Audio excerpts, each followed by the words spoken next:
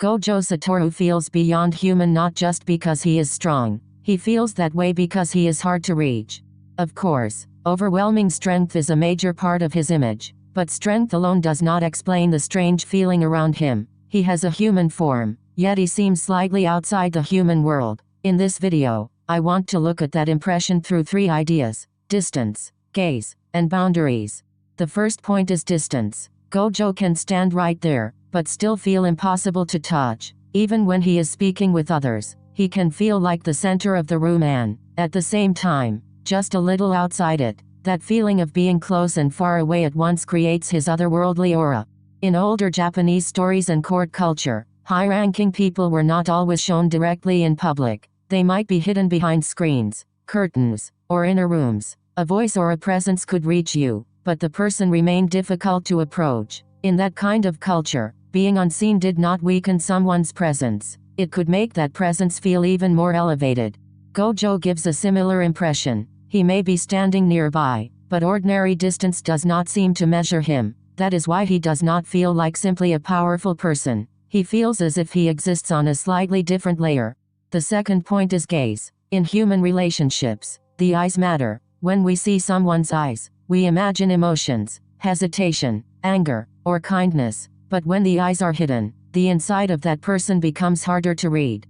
Gojo often hides his eyes, yet he feels as if he sees everything. We cannot really look back at him, but he may already be looking at us. This imbalance of gaze makes him feel less like an ordinary human presence.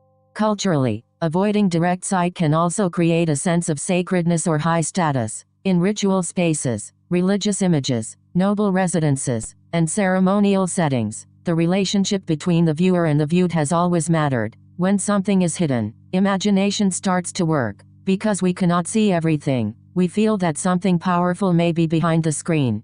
The third point is boundary. Around Gojo, there seems to be an invisible line. It is not just ordinary personal space. It feels like a deeper boundary that cannot be crossed. Japanese culture has the idea of keke, a boundary that marks a special space. A keke is not only a wall, it can be a line that tells us, from here onward, this is a different place. A torii gate, a sacred road, a curtain, the layout of a garden, or the step into an inner room can all divide ordinary space from special space. When Gojo feels beyond human, we are not only seeing his strength, we are also sensing the line around him. He seems close, but cannot be reached. He seems understandable, but cannot be fully understood. That feeling of boundary supports his strange presence.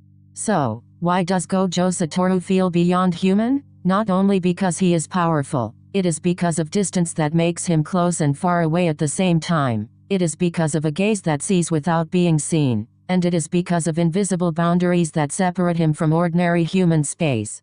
When these three impressions overlap, Gojo looks human, but feels slightly outside the human world.